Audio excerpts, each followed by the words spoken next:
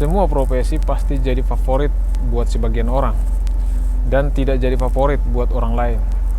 Dan profesi yang saya jalani saat ini adalah seorang pelaut.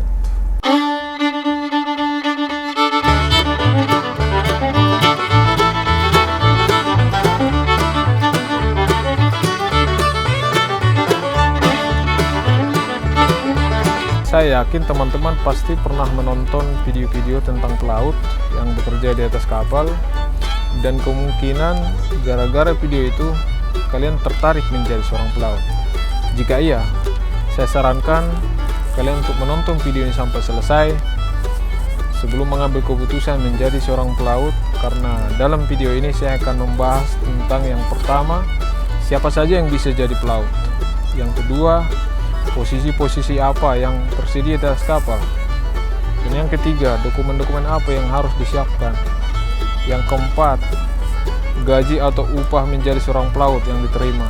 Dan yang kelima, apa kelebihan dan kekurangan menjadi seorang pelaut.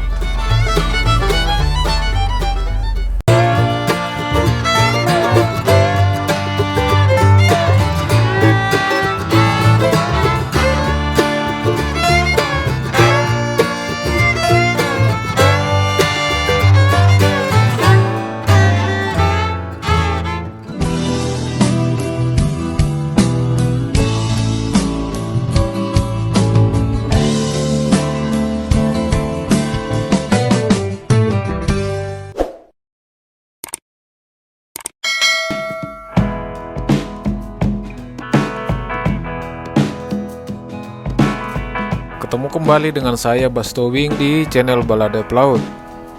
Channel ini membahas seputar dunia pelaut, dunia kapal, dan terutama tentang permesinan kapal.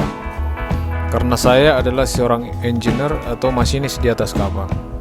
Namun, video kali ini bukanlah tentang permesinan, melainkan tentang profesi pelaut yang menurut saya perlu kalian ketahui sebelum ambil keputusan menjadi seorang pelaut.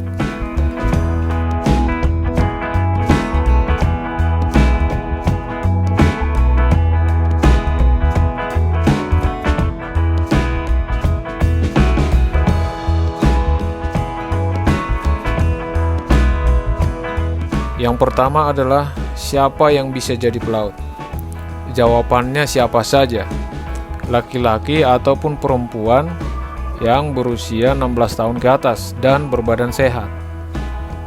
Karena saat mau mendaftar jadi seorang pelaut akan ada tes kesehatan, dan yang paling utama adalah tidak buta warna. Dan setiap mau berangkat kerja harus tes kesehatan dulu, dan hasilnya harus fit. Jika tidak, perusahaan pasti akan menolak sekalipun kita sudah lama bekerja di perusahaan tersebut. Artinya, semua pelaut yang masih aktif berlayar harus dalam keadaan sehat.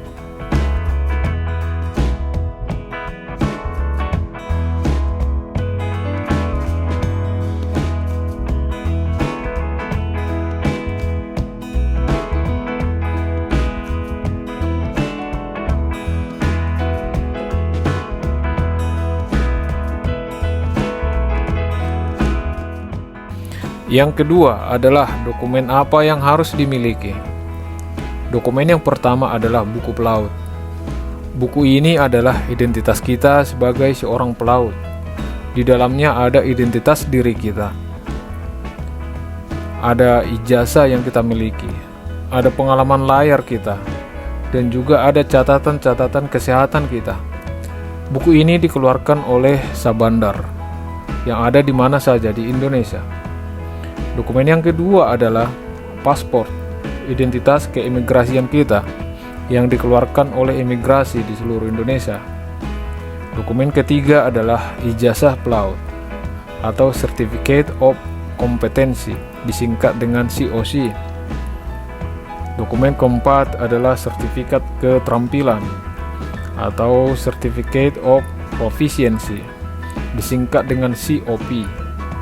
COC dan COP ini dikeluarkan oleh Kementerian Perhubungan Laut, tapi kita dapat melalui diklat-diklat kepelautan yang tersebar di seluruh Indonesia.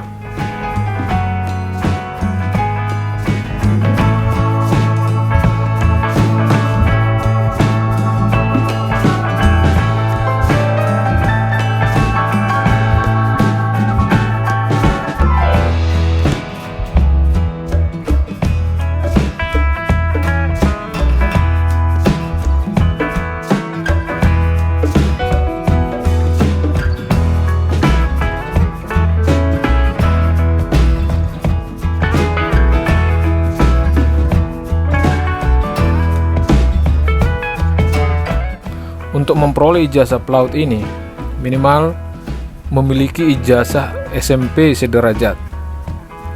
Ijazah pelaut memiliki tingkatan. Tingkatan yang paling tinggi adalah tingkat 1, kemudian tingkat 2, tingkat 3, tingkat 4, tingkat 5, dan tingkat dasar. Tingkat dasar ini disebut sebagai ABEL. ABEL adalah tingkat ijazah pelaut yang paling rendah. Jadi jika kalian tamatan SMP sederajat, bisa mendaftar untuk mengambil ijazah ABEL.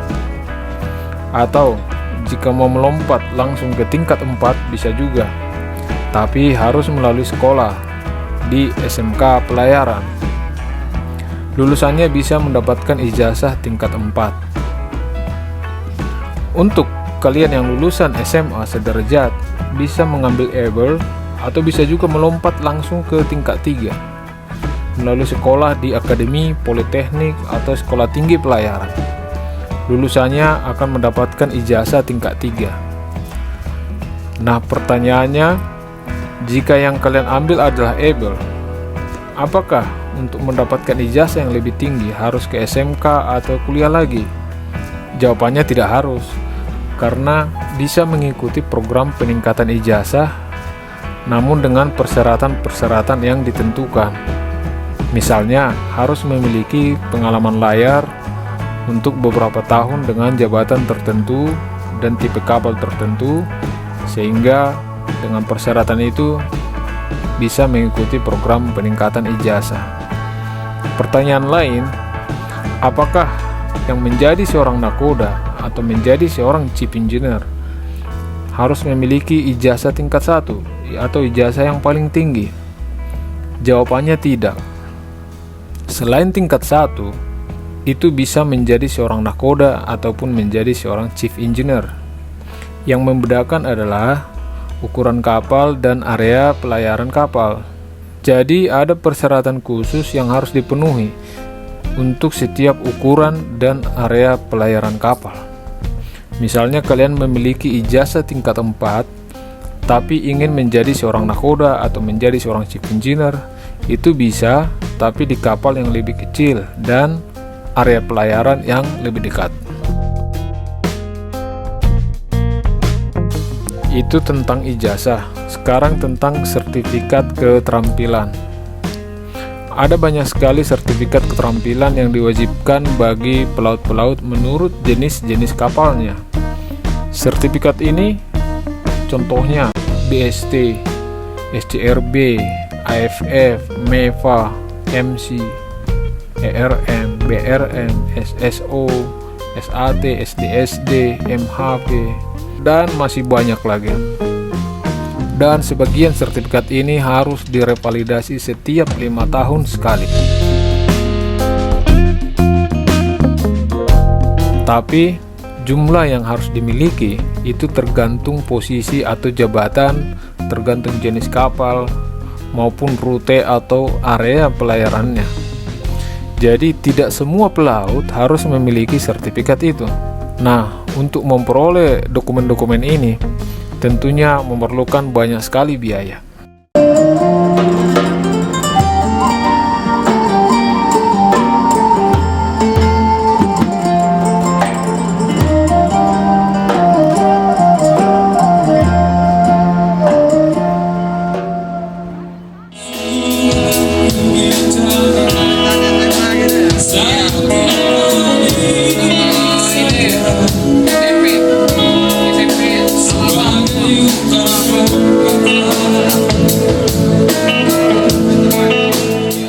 Yang ketiga yang harus kalian ketahui sebelum memilih jadi pelaut adalah jurusan atau bagian apa yang bisa kita pilih yang cocok buat kita di atas kapal.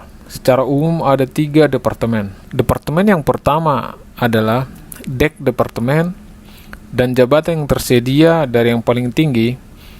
Yang pertama nakoda atau master atau kapten. Yang kedua chief officer atau mualim 1 dalam bahasa Indonesia. Yang ketiga second officer atau mualim 2, third officer atau mualim 3. Dan untuk kapal penumpang biasanya ada radio officer, dan jabatan-jabatan ini disebut sebagai deck officer. Selanjutnya bosun, ada AB ada OS. Dan jabatan ini disebut sebagai deck rating. Dan jabatan terakhir adalah kadet atau siswa training.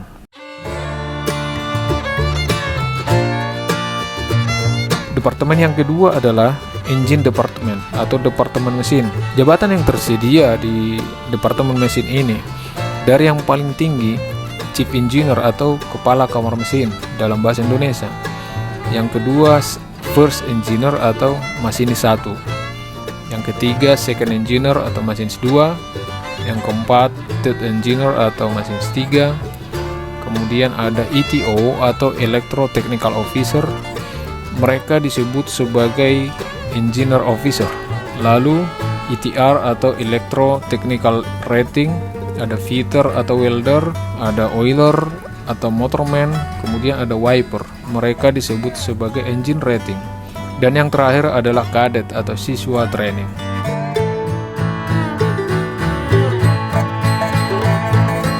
Dan kebetulan atas berkat yang maha kuasa, posisi saya saat ini adalah chief engineer dengan ijazah tingkat 1 dan rute pelayaran foreign going atau unlimited selama masih ada lautnya.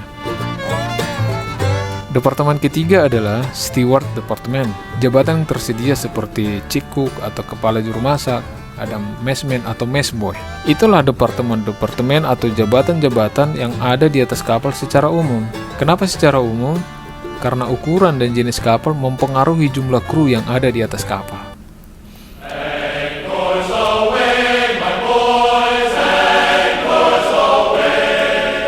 Nah, sedangkan jurusan yang tersedia di sekolah pelayaran untuk menjadi seorang pelaut adalah yang pertama jurusan nautika, jurusan yang berhubungan dengan navigasi di atas kapal dan akan menjadi deck departemen.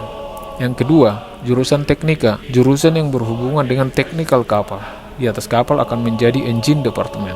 Khusus untuk ETO atau ETR, mereka adalah lulusan ETO pelayaran, program ETO atau ETR yang memiliki ijazah elektro dari D3 ataupun dari S1 elektro. Sedangkan steward departemen bisa dari sekolah pariwisata ataupun yang mengikuti program pelatihan yang menjadi seorang koki atau messman. Informasi keempat tentang upah atau gaji. Sebenarnya ngomongin gaji kurang enak, tapi namanya kita kerja, kita kan mau cari duit. Ada baiknya kita tahu dulu sebelum kita bekerja. Karena di atas kapal, jabatannya, ijazahnya, sertifikatnya, rutenya berbeda-beda, maka pastinya gajinya juga berbeda-beda. Berlayar di Indonesia saja dengan berlayar ke luar negeri sudah pasti standar gajinya berbeda. Namun sebagai gambaran di tempat saya bekerja sekarang ini, gaji atau upah yang paling rendah adalah kadet atau siswa training di sekitar 600 US atau dengan kurs 14.000 itu sekitar 8,4 juta. Yang kedua, misalnya untuk messboy atau messman, gajinya kurang lebih 1.000 US atau sekitar 14 juta rupiah. Semakin tinggi jabatannya, udah pasti gajinya juga semakin besar karena tanggung jawab juga semakin besar. Nah, mungkin kalian bertanya, kalau gaji nakoda atau gaji chief engineer kira-kira berapa ya? Di sini saya kasih sedikit bocoran, kurang lebih 7.000 US. Kurangnya berapa, lebihnya berapa, mungkin jadi rahasia.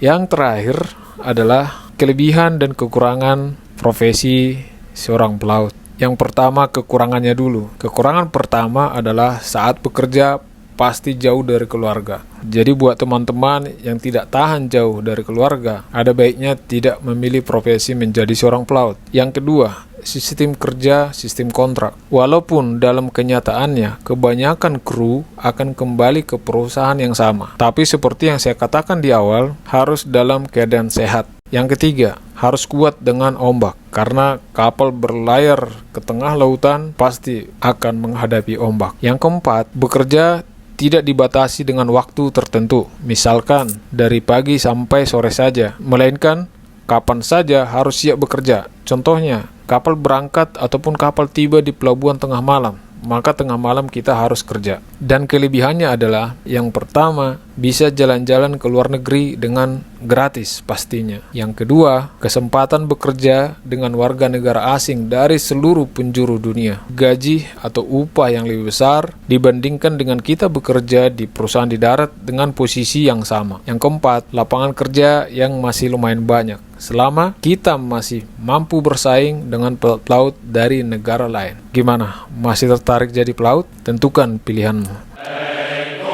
Sekian video dari saya, dari kami. Jika suka dengan video ini, tekan tanda jempol ke atas. Silahkan share buat orang lain. Terima kasih. Salam.